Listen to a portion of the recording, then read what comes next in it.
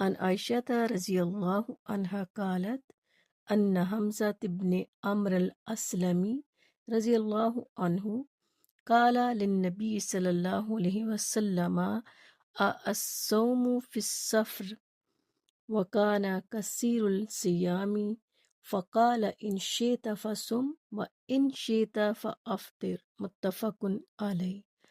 حضرت عائشہ رضی اللہ عنہا سے روایت ہے کہ حمزہ بن عمرو الاسلمی رضی اللہ عنہ نے نبی اکرم صلی اللہ علیہ وسلم سے پوچھا کیا میں سفر میں روزہ رکھوں؟ اور وہ کثرت سے روزے رکھنے والے تھے۔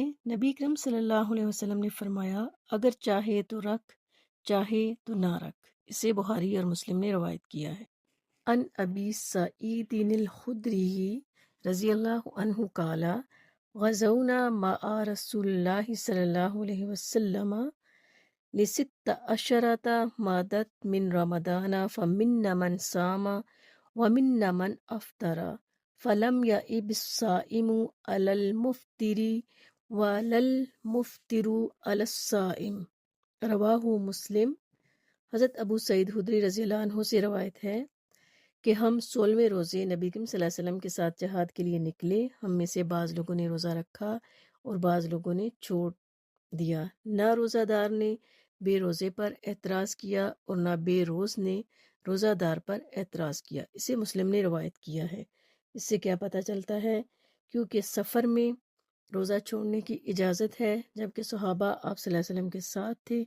بعض نے روزہ رکھا اور بعض نے نہیں، تو کسی نے بھی دوسرے کو حقیر نہیں سمجھا، کسی پہ کوئی اعتراض نہیں کیا۔ ہمارے ہاں کیا ہوتا ہے کہ اگر ایک معاملے میں دو لوگوں کی رائے مختلف ہو تو وہ ایک دوسرے کو معاف نہیں کرتے۔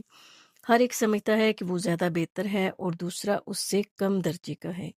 جو یہ سمجھے وہ خود بخود اپنا درجہ کم کر لیتا ہے۔ رخصت سے فائدہ اٹھانے والا بھی اللہ ہی کے حکم پر عمل کر رہا ہوتا ہے۔ عبادت میں اصل چیز اللہ کی فرما برداری ہے۔